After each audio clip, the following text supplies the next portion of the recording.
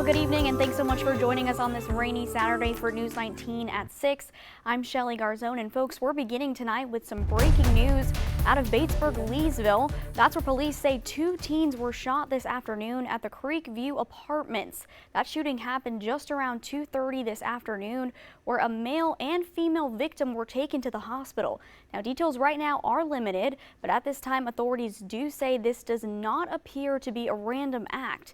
Now, they're still searching for a suspect, but police say this incident was not connected to the Poultry Festival. Now, if you have any information on this, you're asked to please call Crime Stoppers. That number is 1-888-CRIME-SC. And of course, we will continue to follow this story and we'll keep you up to date both on air and online on our website. That's WLTX.com. And new tonight, a death at Lee Correctional Institution is now under investigation. Prison officials say 40-year-old Leo Jermaine Cheeks was found unresponsive in his cell Friday night. The Department of Corrections is calling this death a quote suspicious. An autopsy is being conducted, and SLED is assisting the prison's Inspector General and the Lee County Coroner. Cheeks was serving a 6-year sentence for second-degree burglary from Greenville County and had been moved to Lee just last month. And over in Sumter, a large fire shut down a stretch of Broad Street earlier this afternoon. That fire broke out at construction site for a future BJ's Wholesale Club, prompting a response from about 35 firefighters. Now, officials say the fire was contained by 1 p.m., but you could see thick smoke for miles in the area. The flames burned construction materials, including some insulation, but fire officials say there's no public health risk from that smoke. Alice Drive remains closed from Walmart to Harper Street as crews are still out there continuing to work the scene. The cause of the fire is still not yet determined. And Columbia police are searching for a missing University of South Carolina student tonight.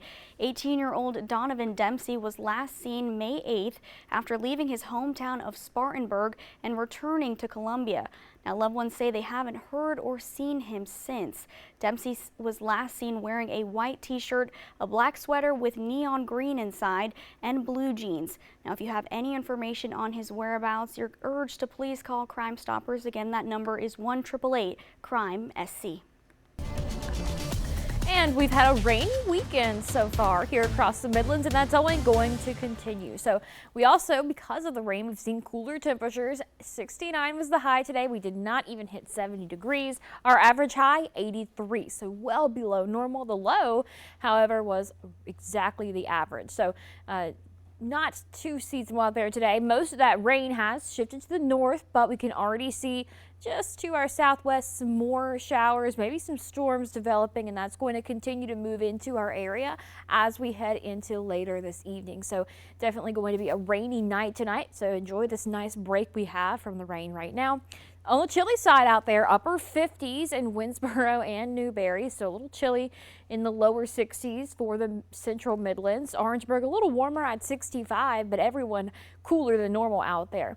We're also under a weather impact alert day for tonight and again tomorrow, as we are expecting quite some significant rainfall, but we are going to see that again on Monday as well. So between now and late tomorrow night, we could see up to 2 inches of rainfall, but then by late tomorrow night into Monday night, we could see 2 inches more of rainfall, combining to 4 inches, maybe more in some places. So that could lead to some minor flooding in some spots. Higher flood risk will be on Monday, because we're already going to be seeing a rainy weekend with more rain on Monday. But looking at the next 7 days, our rainiest day will be on Monday. So we've seen some showers today. We'll see some more tonight and tomorrow, but then we're going to see another rainy day to start the week. We'll dry out briefly for Thursday and Friday before another chance for rain next weekend. So here's what we're expecting this evening. We're going to break from the rain right now, but later tonight we'll see some steady rain moving into the Midlands and becoming pretty widespread, and that's going to continue through most of the overnight hours. We actually will start our Sunday pretty dry. We might actually see some small areas of sunshine, but still going to be mostly cloudy. Once we get past lunchtime tomorrow, here comes the heavier rain back into the Midlands by 3, and that will be more isolated. But then as we get into dinner time and later, we'll see that rain becoming more widespread again, hanging through the overnight hours, leading to a rainy start early Monday morning. That band of heavy rain could create some higher rainfall totals and maybe some flooding concerns as we head through the day on Monday. Still some pockets of heavier rain, maybe some thunderstorms, and that's going to continue into the afternoon and even evening on Monday before another chance for storms on Tuesday. But again, that highest flood threat will be on Monday. Here's the latest on those expected rainfall totals.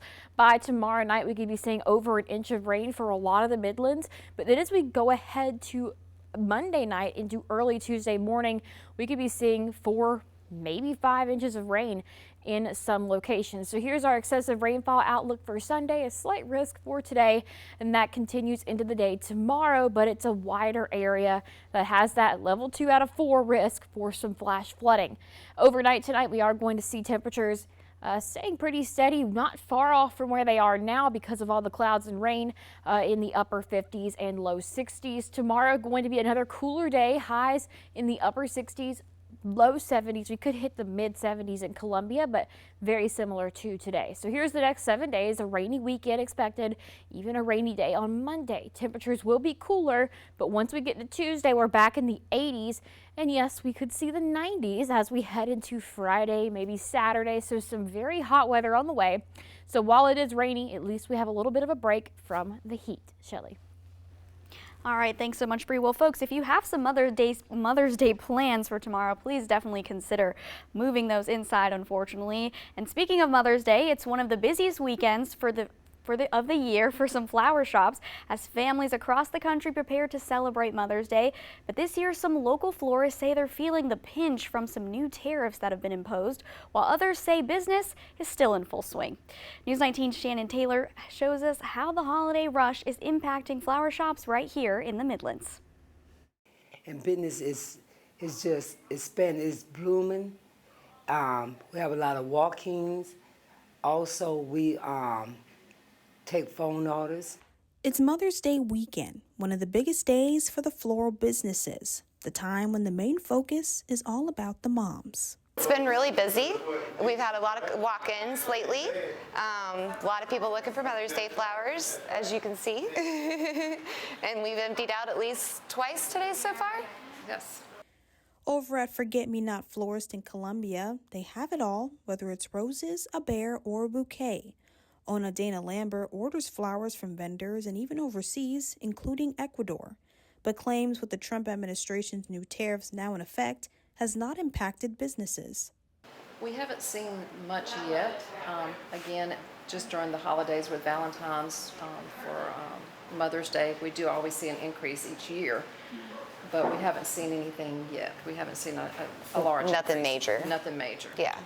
According to the National Retail Federation, Americans are projected to spend around $34 billion this year on Mother's Day gifts, with flowers a top gift, with 74% of shoppers buying them. And the purple roses. That's something different. And nowadays, especially in this year, they're asking for different types and colors of roses. For owner Carol Kelly at Carol's Flower and Gift Shop, the impact of the tariffs have already affected several Mother's Day orders. There's certain flowers we cannot get that we used to could receive every month for 10, 20 years. But with the impact that's going on now, we have to produce different types of flowers, not exactly what they wanted, because the impact of us getting vases, glass vases, plastic vases. Delaney adds tariffs increases further impact staffing, but hopeful for the future. What it really means is that we're going to have to cut payroll because we're not going to be able to get the flowers in and make the arrangements that we really need. So we'll cut payroll and find other things to make ends meet, basically. Shannon Taylor, News 19, WLTX. Well, if your mom isn't a big flower person, some other ideas for a gift that you can get her are some cards, or you can take her out for a nice meal at a restaurant. I know my mom loves that, or another special outing that you might have planned. And with flowers being a popular gift to receive during Mother's Day, folks, we're on your side tonight with some tips and tricks, and I know I definitely need these, for how to keep those flowers alive. So first, you want to snip the ends of those stems, and you want to remove any leaves that are well below that water line. Leaves and water will lead to some rotting and cloudy water in your vases. Also, you want to make sure to put new water in that vase and that the water is room temperature. You'll also want to change that water every 2 to 3 days. And finally, you know that little packet that comes with your flowers? Yep, it's food. Use it. Don't use aspirin or Sprite or bleach or drop anything else in there, folks. Use what it comes with.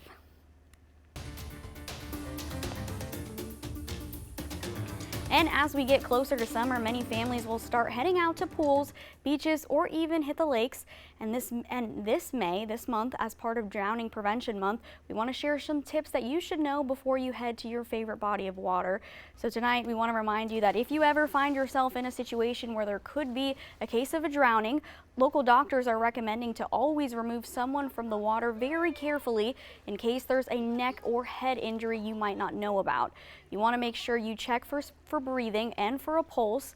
They are recommending to also start giving rescue breaths and chest compressions. Doctors also reminding us that it is crucial to call 911 immediately. The most common thing we see are accidents, and people turned their head for a few minutes, didn't realize that there was a child around water, to not shut the gate around a family pool, people being involved in conversations with someone else around them and not seeing where their kid is for the moment, and then everybody looking around and realizing the child was missing. And as always, Dr. Ramsey says parents should always make sure that their child is wearing a life vest.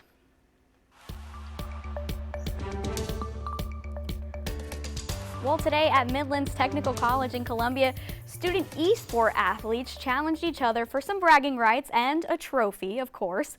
Esports, short for electronic sports, has been growing in popularity, especially in the post-COVID era. High school students from across the state met at Midlands Tech for a video game-based tournament today. Organizers hope to use the virtual world to teach students some valuable real-world skills. Ryan Panter with the South Carolina Scholastic Esports explains how video games are helping students succeed. What we do is we want to make sure that it's always team-based, and these students are working together, communicating, collaborating all the right way, and this is skills that we know that they need to be successful in the real world. Well, the two games featured at the tournament included Super Smash Bros., a fighting game, and Rocket League, which has players team up to play soccer with vehicles. Both games emphasize real-time collaboration with their teammates, and organizers say esports are on the rise across the country, and they're hopeful more school districts across the Palmetto State will start their own leagues in the coming year. And taking a look around the community, the shutdown of a print company in the town of Batesburg-Leesville is causing residents to not receive their water bills. Officials from the utility billing department say they've received numerous calls from residents stating they have not received their April or May water bills. They confirmed that the print company responsible for printing these bills is going out of business. Officials are urging residents to contact the utility billing department to receive the past due April bill and the current May bill. That number, folks, is on your screen if you need to jot it down. It's 803-532-4601. And we're going to continue to see a rainy weekend as we head into tomorrow and even on Monday to start the week. Showers and storms possible, cooler temperatures, but it's going to get very warm next week, especially by the end of the week where we'll hit the 90s. But before then, plenty of rainfall. Most of the places in the Midlands could see around 4 inches of rain. So we are having weather impact alert days for Sunday and Monday. All right, Bree, thanks so much, folks. That's all the time we have for tonight. Please join us back here for News 19 at 11. The news doesn't end here. Download WLTX Plus for free on Roku, Apple TV, and Fire TV.